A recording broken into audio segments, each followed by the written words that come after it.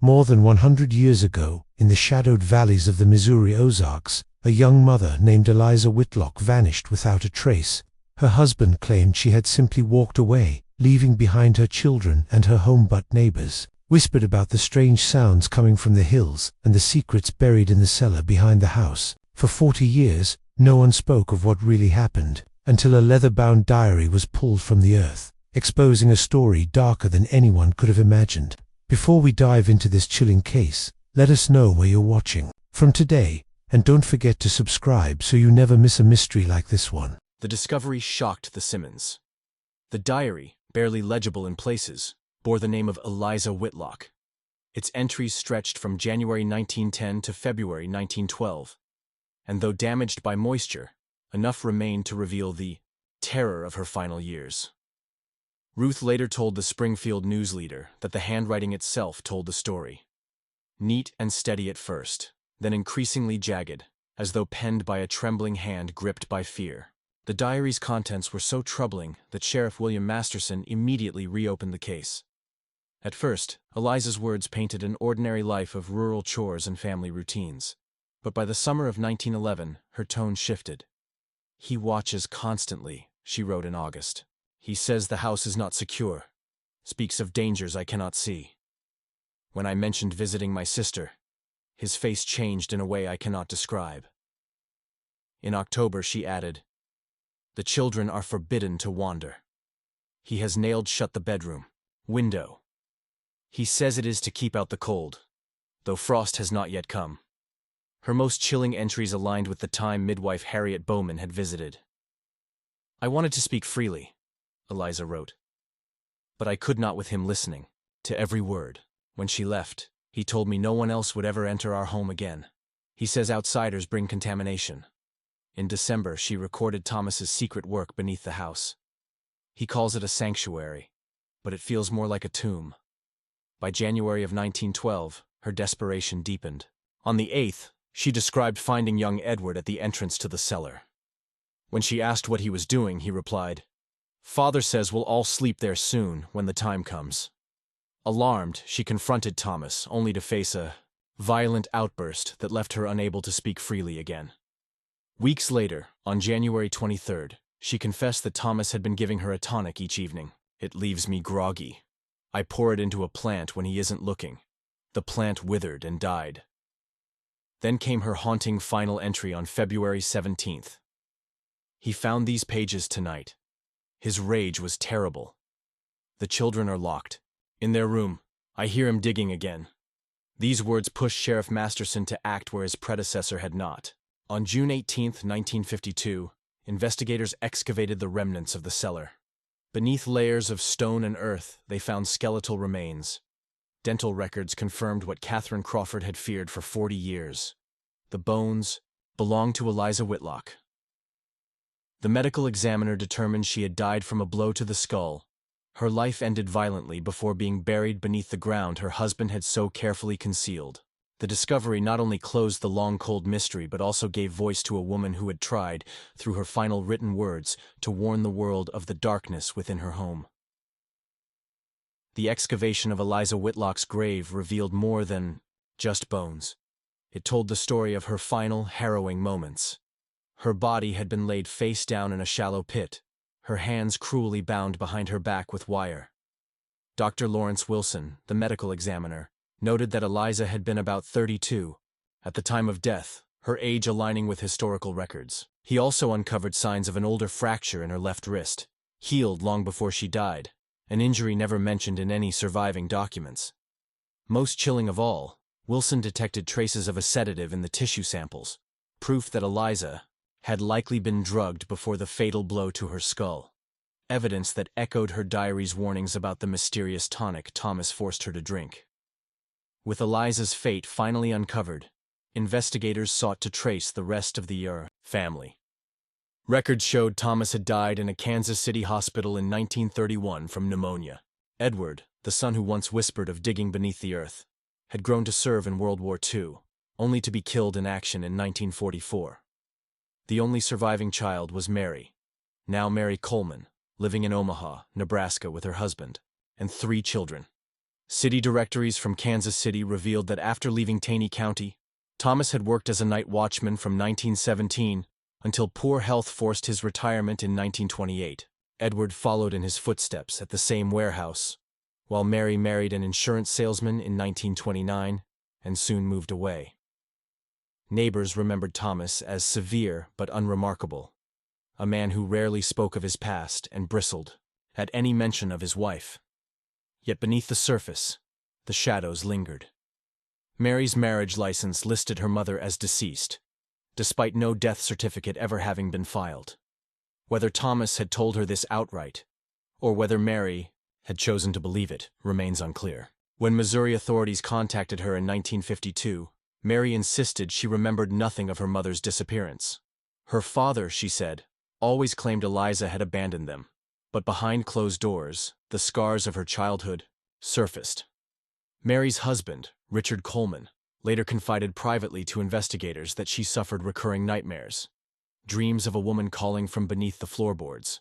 She avoided cellars and basements with visceral dread, her panic triggered by the sound of shovels scraping earth or even the sight of simple gardening tools.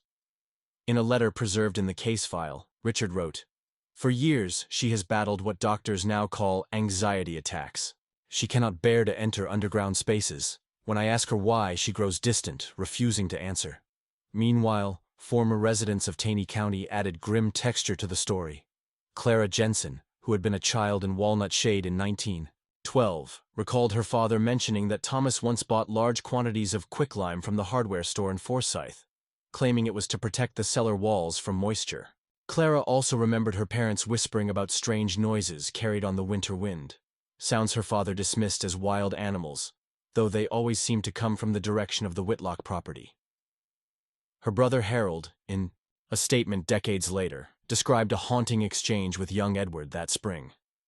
The boy, pale and uneasy, asked him if people could hear things through the ground. It was a child's question, but one that carried with it the heavy echo of secrets buried too deep for words. When young Harold Jensen pressed Edward Whitlock about his strange remark, the boy whispered something that would haunt him for the rest of his life. "Father says no one can hear anything through the ground once it's packed down tight, but I think I can still hear her sometimes." Before Harold could ask more, Thomas's voice cut across the field, summoning his son back home. Harold told his parents about the unsettling exchange, but they dismissed it as childish imagination. Years later, that memory would resurface with chilling clarity. As investigators dug deeper into Thomas's past, a disturbing family history emerged. Records from the state lunatic asylum in Nevada, Missouri, now the Nevada State Hospital, showed that Thomas's father, William Whitlock, had been committed in 1890 for violent paranoid delusions. Convinced his wife was conspiring against him, he had even attempted to imprison her in their home. William died in the asylum in 1902, his case notes describing a hereditary strain of paranoia. Among the asylum files was a letter from Thomas's mother, Sarah, written in 1895. With quiet desperation, she asked whether her husband's illness might also burden their children. The director's reply, though cautious, suggested avoiding stress or isolation in Thomas's future. Yet fate had led him to both. When Sheriff Harmon officially closed the case, Catherine Crawford had little choice but to accept the conclusion, at least on paper. Yet years later, after Harmon's death in 1931, his private notebook revealed a very different story. In those pages, he confessed unease at the Whitlock homestead. Thomas, he wrote, was far too calm for a man whose wife had supposedly abandoned him. The children, quiet and watchful, looked to their father before answering even the simplest questions, as though rehearsing their responses. Young Edward had begun to speak of his mother but fell silent the moment Thomas cleared his throat. Behind the house, Harmon noticed freshly turned soil that Thomas claimed was a garden plot. But the season was wrong for planting, and the ground, Harmon noted, was shaped more like a trench than a bed. Still, without a witness or a body, he had no authority to act. In those hills, family affairs were often considered private, and the county lacked the resources for a drawn-out investigation, built on little more than suspicion. Catherine, though frustrated, returned to Springfield, her fears only deepening. She sent letters and small gifts to Edward and Mary, but the replies, when they came at all, were stiff notes penned by Thomas, offering little more than formal acknowledgments. In June of 1912, she made the journey back to Taney County, determined to see her niece and nephew. Instead, Thomas barred her from the house, declaring her presence disruptive. Her final journal entry about the matter, dated July 3rd, carried a tone of despair. "I fear I have failed Eliza. Without proof, I cannot force my way into Thomas's home. I can only pray she finds her way back." For years afterward, Eliza's disappearance remained a quiet secret, whispered only among family and a few locals. Life at the Whitlock homestead carried on, at least outwardly. Thomas raised the children with help from Martha Jenkins, a local woman who began working there in the summer of 1912. She cooked, cleaned, and tended to chores, but Thomas gave her strict orders. The subject of Eliza was never to be mentioned to the children. If they asked, she was to say only that their mother would return when she was better. Decades later, in 1952, Jenkins, then an elderly woman, in a Branson nursing home, was interviewed by Sheriff Masterson during a renewed investigation. Her memories painted a troubling picture. She recalled Thomas's rigid rules, especially regarding certain areas of the property. The root cellar he had dug the previous year was strictly forbidden.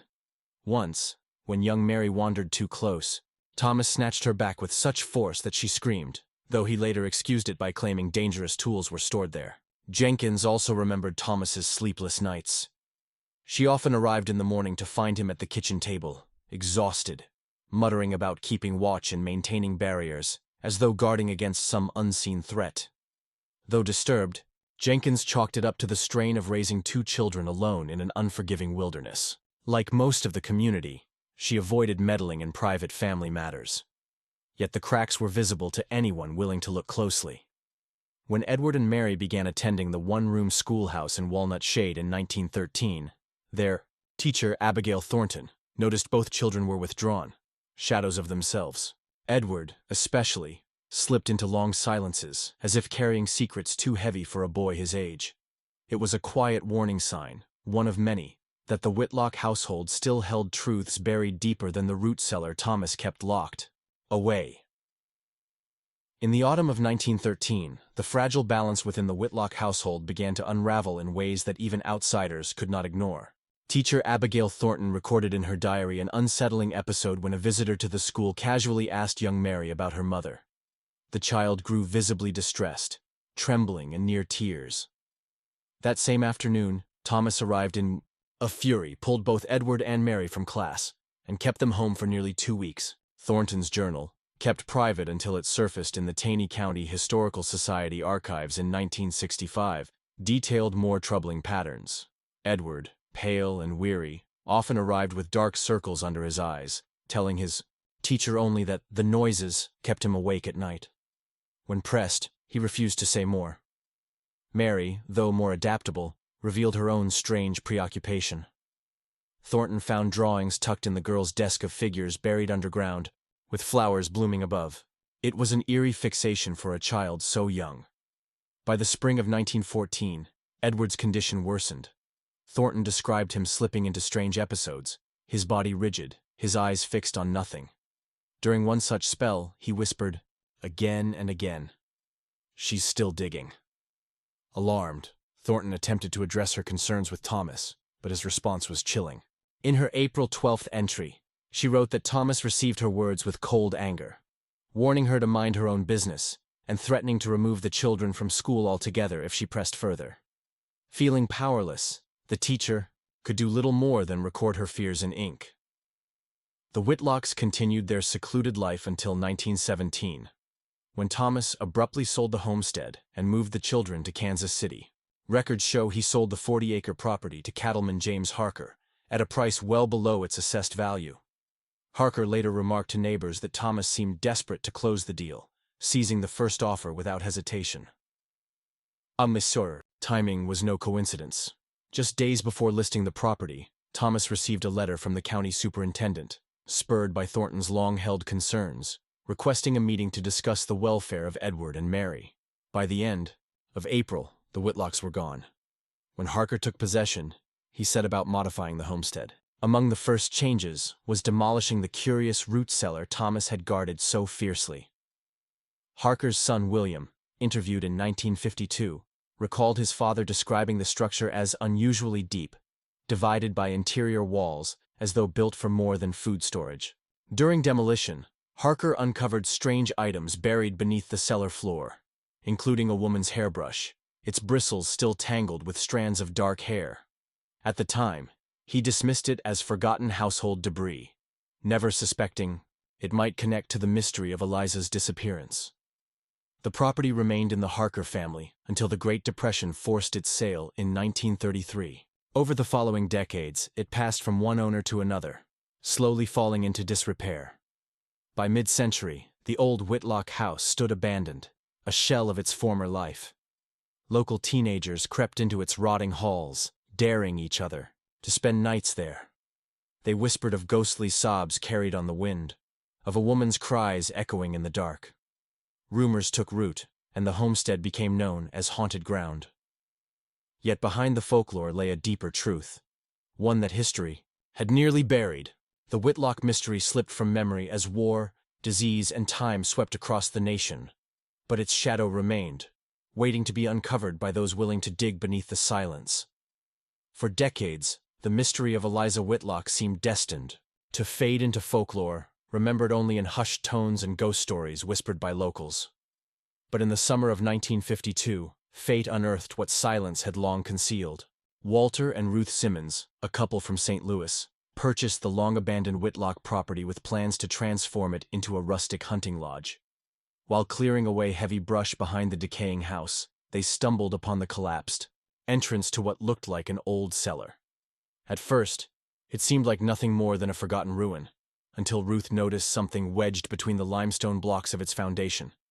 It was a small, leather-bound book, waterlogged and crumbling, its pages clinging together with time. The Missouri Ozarks have always carried an air of mystery, but few stories from this rugged land have haunted its history as much as the strange and chilling case of the Whitlock family. In the winter of 1912, a modest article appeared in the Springfield Republican newspaper. Just 3 short paragraphs, it spoke of a family dispute tucked away in remote Taney County near the winding White River.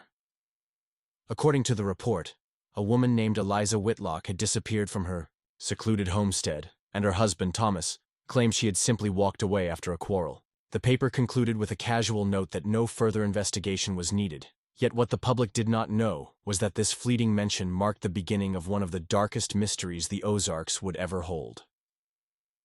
The Whitlock homestead, sprawled across nearly 40 acres of rocky hillside near Walnut Shade, a settlement about 15 miles south of Forsyth, the county seat.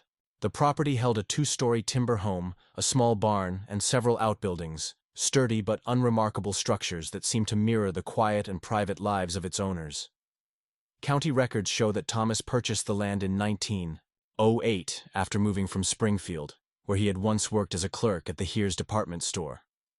He was described as a man of reserved nature and strict habits, while his wife, formerly Eliza Crawford, had been a schoolteacher in neighboring Christian County before their marriage in 1905. Together they had 2 children, Edward, 6 years old in 1912, and Mary, just 4, both remembered as healthy and neatly dressed, though seldom seen beyond the boundaries of their family's land. The Whitlocks were not unusual in their solitude. In this rugged region, families often lived miles apart, separated by dense oak and pine woods, jagged limestone bluffs, and deep hollows that seemed to swallow sound. Outsiders might have found the remoteness unsettling, but to locals it was simply life in the Ozarks. Still, neighbors recalled the Whitlocks as more private than most. Joseph Miller, whose farm lay just to the east, later told a researcher from the Missouri Historical Society that Thomas rarely spoke more than a nod in greeting, and Eliza kept almost entirely to herself. Yet Miller noted a shift in the autumn of 1911. Around 6 months before Eliza vanished, Thomas began reinforcing doors with extra locks and digging what appeared to be a new root cellar behind the house. Curious project that would later take on ominous significance. The last person outside the family to see Eliza alive was Harriet Bowman, a midwife from Walnut Shade, who visited in November of 1911 after hearing that Eliza was unwell. In her statement to the Taney County Sheriff the following spring, Bowman described a pale, anxious woman who seemed troubled more by her nerves than by any physical sickness. The house, despite a lit fire, felt uncomfortably cold. And Thomas, standing watch in the corner, answered nearly every question directed at his wife. When Bowman suggested Eliza should see a doctor in Forsyth, Thomas curtly dismissed the idea, saying the family could not afford such an expense and insisting that rest would bring recovery. Meanwhile, bank ledgers from the Taney County archives reveal another layer to the story. Between September and December of 1911, Thomas withdrew nearly half of the family's modest savings. The bank manager, Harold Winters, later recalled Thomas explaining the withdrawals as necessary for home improvements and winter preparations. Yet for a man of such rigid frugality, the sudden depletion of funds raised silent suspicions. To neighbors, the Whitlocks seemed merely reserved. But beneath the surface, the stage was being set for a disappearance that would echo across the Ozarks for generations. The winter of 1911 into 1912 bore down on the Ozarks with unrelenting force. Snow piled deep along the ridges and valleys, sealing off homesteads for weeks on end, while temperatures dropped so low that February saw the mercury hover near zero on more than one occasion. Families accustomed to hardship endured the season in silence, but such isolation also concealed secrets. Neighbors rarely visited, and strange happenings could slip by unnoticed until the thaw of spring revealed what winter had hidden. For the Whitlocks, that brutal season would prove to be the backdrop for Eliza's mysterious disappearance. No one could ever fix the exact day she vanished. Between late February and early March, Eliza was simply gone. It was not until late March that Thomas mentioned her absence to Joseph Miller, the neighbor he occasionally encountered on the road to Forsyth. His explanation was as curt as it was unsettling. "She has gone away." Miller, respecting the family's privacy as he always had, asked no further questions. But in town, others noticed Thomas's behavior shifting. Store records from Forsyth reveal that on March 4th, he purchased an unusually large stockpile of preserved food, coffee, and lamp oil, supplies fit to sustain a household for weeks. Jeremiah Collins, the store's owner, scribbled in his personal journal that Thomas looked agitated, avoided eye contact, and when asked after his wife snapped, "She is not my concern at present." The mystery might have ended there, quietly tucked away in the folds of Ozark gossip, had it not been for Eliza's sister, Catherine Crawford. Living in Springfield, Catherine had grown uneasy after months without a single letter from Eliza. In early April, she wrote to the postmaster at Walnut Shade, asking after her sister. The reply, that Eliza had supposedly left her family, sent her hurrying to Taney County in alarm. Catherine's journal, preserved decades later in the Missouri State Archives, reveals her torment. "I cannot believe Eliza would leave her children willingly. Though her letters had grown fewer since her marriage, her devotion to Edward and Mary never wavered. Something is terribly wrong." Sheriff James Harmon finally entered the scene on April 18th, conducting the first official visit to the Whitlock homestead. His report painted a picture both ordinary and strange. The farm was in order, the children fed and clothed, yet unusually quiet for one so young. Thomas repeated his claim that Eliza had left of her own choosing, weary of their isolated life, and that she had taken clothing and personal effects as proof. He suggested she might have returned to Springfield, though Catherine insisted no relative had seen or heard from her. Harmon's inspection uncovered no signs of struggle, no overturned furniture, no blood, no broken locks. To the sheriff, it was enough to close the matter. His conclusion was blunt. Eliza Whitlock, a grown woman, had chosen to leave, and there was no evidence of foul play. But to Catherine, and to the generations who would revisit this case, that explanation rang hollow, as if winter's silence had swallowed more than just the sound of the wind. By October of 1952, the case had drawn the attention of Professor Allen Matthews, a historian studying Ozark folklore at the University of Missouri. Invited by the property's new owners, Matthews surveyed the land where Eliza's remains had been unearthed. His field notes, preserved in the university archives, paint an eerie picture. The homestead nestled in a narrow hollow, shadowed even at midday by steep wooded slopes. The nearest neighbor, though less than a mile away, was hidden by the terrain. "A person could scream here," Matthews observed, "and the sound would never carry beyond these hills." Local lore only deepened the mystery. Residents of Walnut Shade admitted they avoided the property after the Whitlocks left, claiming that nighttime travelers sometimes heard a woman weeping or the scrape of digging beneath the earth. Matthews, blending folklore with observation, suggested such tales might have roots in reality. He conducted an experiment, dropping stones into the depression where the cellar once stood. The sound echoed unnaturally, bouncing between limestone bluffs. If someone dug here at night, he noted, the echo could easily travel, twisting into something ghostly to anyone passing nearby. By December of 1952, the case was officially closed. Authorities ruled Eliza's death a homicide attributed to Thomas Whitlock. Her remains were laid to rest in Springfield Cemetery, beside her parents and her devoted sister Catherine. The story received brief mention in regional newspapers but was quickly eclipsed by the larger headlines of a changing nation. Today, the Taney County Historical Society keeps the case alive only through a modest file: copies of sheriff's reports, fragments of Eliza's diary, and yellowed clippings from the time of her rediscovery. Among those records lies a final voice from the past. Richard Anderson, a deputy under Sheriff Harmon in 1912. Interviewed in his 70s, Anderson remembered how Harmon never let go of the Whitlock case. Sometimes, the old sheriff had told him, the law's limits mean justice must wait. And for Eliza Whitlock, justice had indeed waited. 40 long years beneath the Ozark soil, until her own words, scrawled in desperation, finally brought the truth to light.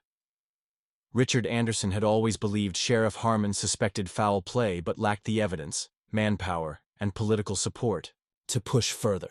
Justice, as Harmon once admitted, would have to wait. That wait stretched into decades, until one final and haunting revelation emerged in 1968.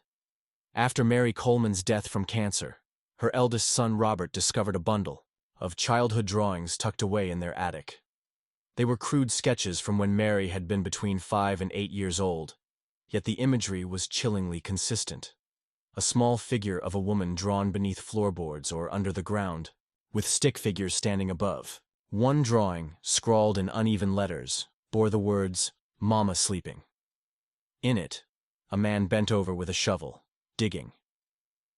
The Taney County Historical Society sought expert analysis. Dr. Eleanor Mitchell, a psychologist, studied the drawings and concluded they bore clear markers of childhood trauma. The heavy lines, the repetitive themes, the fixation on burial, all pointed to a persistent memory, not mere imagination. These drawings, she wrote, suggest that the child either witnessed or deeply sensed a disturbing event involving the burial of a female figure, most likely her mother. For Robert Coleman, the meaning was unmistakable. That summer he traveled to the Ozarks to stand on the land where his grandmother had lived, suffered, and died. Writing to the Historical Society afterward, he confessed to feeling a sorrow not just for the grandmother I never knew, but for my mother, who carried this buried truth in silence her entire life. He described Mary as a devoted, loving parent, but always slightly distant, as though a part of her had remained trapped in that valley, unable to escape. Now I understand why, Robert wrote. She was protecting us from the truth she herself could never confront, that her father murdered her mother and forced her into silence. The Whitlock case, through its tragic lens, illuminated a broader truth about rural America in the early 20th century. In the isolated Ozarks, family violence could unfold unseen, shielded by distance, by winter storms, and by cultural attitudes that discouraged interference. Neighbors who noticed troubling signs often looked away, bound by the unspoken creed that a man's home is his castle. Figures like midwife Harriet Bowman or teacher Abigail Thornton raised alarms. But in a world where sheriffs had few resources and communities resisted intrusion, those alarms were muffled. Professor Alan Matthews later highlighted the Whitlock case in the Journal of Ozark Studies, arguing that isolation and cultural deference to patriarchal authority created the perfect conditions for tragedy. In Thomas Whitlock's home, privacy became a prison, silence became complicity, and one woman's desperate diary became her only voice, a voice that would not be heard until 40 years too late. The story of the Whitlock family does not end with Eliza's death, but with the lingering psychological wounds carried by her children. Dr. Eleanor Mitchell, in her study of Mary's childhood drawings, argued that the little girl had built a fragile wall within her own mind, a coping mechanism that allowed her to survive while hiding from a reality too terrifying to face. Mary compartmentalized her experience, Mitchell wrote, creating a barrier between her conscious self and the truth she sensed deep within. Such fragmentation is a known defense in children who endure trauma. It preserves their ability to function, but at the heavy cost of wholeness.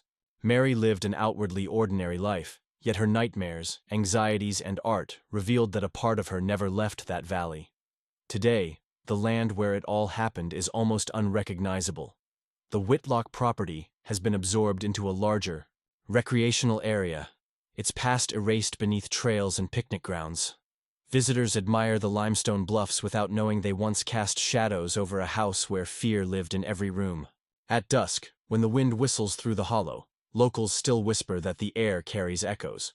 A woman's voice, faint and pleading, as though rising from underground. What makes Eliza's story so haunting is not just the brutality of her death, but the silence that wrapped around it. In the Ozarks of the early 20th century, privacy was sacrosanct. Neighbors hesitated to intrude, lawmen lacked resources, and women like Eliza had almost no refuge once isolation closed. Her diary remains our only unfiltered window into those final months. Her growing dread, her desperate efforts to protect her children, and her realization that she was trapped not only by snow and wilderness, but by social conventions that told her suffering was her burden to bear alone. The silence did not end with her burial. Mary and Edward carried it forward. Children forced to live inside their father's lie, that their mother had abandoned them. Mary's drawings, unearthed decades later, betrayed the truth her voice never could. Historian Margaret Branson captured this cruel reality best in her 2012 centennial essay. Thomas Whitlock buried his wife twice, once in the ground behind their home, and once in a narrative that erased her existence. His children, too young to fight but old enough to understand something was horribly wrong, became unwilling accomplices in sustaining that fiction. The Whitlock case reminds us that the deepest horrors are often not marked by spectacle, but by slow suffocation, the erosion of safety, the transformation of a home into a prison, the silence that falls when trust curdles into terror. In the Ozark hollows, where echoes twist in the dark, Eliza's story shows us that the most dangerous monsters are not creatures of folklore, but ordinary men undone by their own minds, turning against the very people they once swore to love. For scholars, her tragedy remains a sobering lesson in how isolation magnifies mental illness, how cultural norms can shield abuse, and how the truth, no matter how carefully buried, inevitably finds its way to the surface. Even though laws have since evolved to provide stronger protections for victims of domestic violence, the Whitlock case reminds us that isolation still too often serves as a veil for hidden horrors. For 40 years, Eliza lay buried in silence, beneath the Ozark limestone, her fate known only to the man who killed her and, perhaps, to the children who carried the truth in their nightmares. That silence is what makes the Whitlock tragedy so unsettling, a silence heavy with meaning for those willing to listen. In 1960, Dr. Samuel Hirsch, a forensic psychiatrist, re-examined the case for the American Journal of Psychiatry. His analysis suggested that Thomas Whitlock likely suffered from what would now be recognized as paranoid schizophrenia, mirroring the illness that had plagued his father. Hirsch noted the textbook progression: suspicion of neighbors, obsession with securing the home, and finally the belief that his wife was dangerous or tainted. Unlike many familicide cases that end in suicide or swift arrest, Thomas maintained a facade of normalcy for nearly 2 decades, convincing neighbors and even his children that Eliza had abandoned them. Hirsch argued this ability to weave a plausible lie while hiding his crime revealed a disturbing mix of delusion and awareness, enough to mask the truth but never to escape it. The children bore the hidden scars. Edward's school records, reviewed in the 1952 reinvestigation, showed a steep decline after his mother's disappearance. Teachers described episodes where he drifted away, staring blankly, as if listening to something only he could hear, what modern clinicians might recognize as dissociative spells tied to post-traumatic stress. Mary's response was different. Barely 4 years old when her mother vanished, she was still forming her understanding of permanence and loss. Dr. Eleanor Mitchell suggested this allowed her to more easily accept her father's story, at least on the surface. Yet the drawings she made as a child betrayed the truth that lingered in her unconscious, a buried figure beneath the earth, flowers blooming above, the words "Mama" sleeping scrawled in a shaky hand. As an adult, Mary's trauma resurfaced in subtler but no less powerful ways. Her husband, Richard Coleman, described her as devoted, yet distant, a loving mother who carried a shadow within. She suffered chronic anxiety, panic triggered by the sound of shovels, scraping, or the sight of basements, and a near-phobic fear of enclosed spaces. This splitting of consciousness, living outwardly normal while walling off unbearable memories, a survival mechanism well documented in trauma psychology. The effects even reached into the next generation. Robert Coleman later recalled his mother as affectionate but emotionally detached, as if part of her had been left behind in the Ozark Hollow where her childhood ended. The Whitlock case, in the end, is not only the story of a woman's murder, but of how silence and fear can echo through generations, shaping lives long after the ground has given up its secret. Robert Coleman's letters to the Taney County Historical Society revealed just how deeply his mother's hidden scars shaped the next generation. He recalled that Mary was fiercely protective, so much so that it sometimes sparked conflict with his father. She grew anxious if her children were out of sight even briefly, and she imposed strict household rules that baffled them at the time: no games in the basement, no digging holes in the yard beyond a shallow depth. Only later did Robert understand these rules for what they were: echoes of the buried memories Mary could never voice aloud. The Whitlock case also exposes how early 20th century America, particularly rural communities like the Ozarks, treated family violence. When Sheriff Harmon visited the Whitlock homestead in 1912, he was constrained by both law and culture. Domestic disputes were regarded as private matters, not crimes. Without obvious evidence of foul play, and with Thomas presenting a calm explanation, Harmon had no grounds to press further, even if his instincts told him otherwise. Neighbors, too, chose silence. They noted Thomas's odd behavior, his increasing seclusion, and the unusual fortifications on his property, but filtered these through the norms of the time. Mental illness was poorly understood, often dismissed as weakness or spiritual failing, not a condition demanding intervention. In a region where self-sufficiency was a badge of honor, interference was viewed as meddling. Even Catherine Crawford, Eliza's own sister, found herself powerless. She had no legal standing to demand access to her niece and nephew, and the law of the time extended few protections to women. Her journal captures her despair. If Eliza were property gone missing, the law would take greater interest. But a woman who might have chosen to leave that is considered her right, no matter how unlikely. Later scholars would frame these failings in stark terms. In 1980, criminologist Dr. Elaine Foster coined the phrase invisible crimes to describe acts of violence hidden by geography and culture. In cities, disappearances are difficult to conceal because webs of social connection force questions. But in the Ozarks of the early 1900s, a woman could vanish with little disruption, her identity tied almost entirely to her husband's narrative. Foster argued that the 4-decade delay in uncovering Eliza's fate was not simply the result of investigative weakness, it reflected systemic blindness. Thomas's story, that his wife had abandoned the family, fit neatly into prevailing ideas about women's supposed fragility, unreliability, and the hardships of frontier life. The darker possibility that a husband murdered his wife was both more terrifying and less convenient to confront. The land itself conspired in the concealment. The Ozarks' rugged terrain, its hollows, caves, and dense woods had long hidden outlaws, bootleggers, and moonshiners. For Thomas Whitlock, the valley's steep walls shielded his secrets from the outside world. In that shadowed hollow, crime could flourish unseen, and silence could masquerade as normalcy.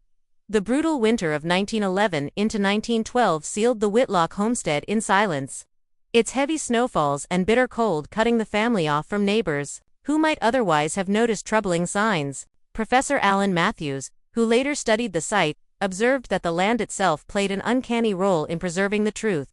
The Ozarks' limestone-rich soil, naturally alkaline, slowed decay. Combined with the drier conditions inside the collapsed root cellar, it created an environment that shielded both Eliza's diary and, to some extent, her remains. In other soils, Matthews noted, the evidence might have dissolved, completely leaving behind only rumor and speculation. Instead, the earth held on, keeping a fragile thread of truth intact for 4 decades. When Walter and Ruth Simmons uncovered the diary in 1952, They unlocked not just a hidden cellar but a buried history. Their chance discovery set in motion the final act of a story long smothered by silence, forcing the past to speak at last. Without the peculiar chemistry of the soil, without the strange mercy of preservation, Eliza Whitlock might have remained a ghost story in the Ozarks, her name whispered but her fate forever unknown. Instead, the land itself became her witness, keeping her words safe until the world was ready to hear them. Eliza Whitlock's voice was nearly lost to time, but her diary forced the truth to rise from the ground that tried to silence her. Her children lived their lives carrying scars they could never fully explain, and her story now stands as a reminder that silence can be as dangerous as violence itself. Even in the deepest hollows of the Ozarks, the truth refused to stay bare. Neither should we allow it. If this story moved you, share it with someone who loves uncovering history's forgotten mysteries. And remember to subscribe for more stories that refuse to stay silent.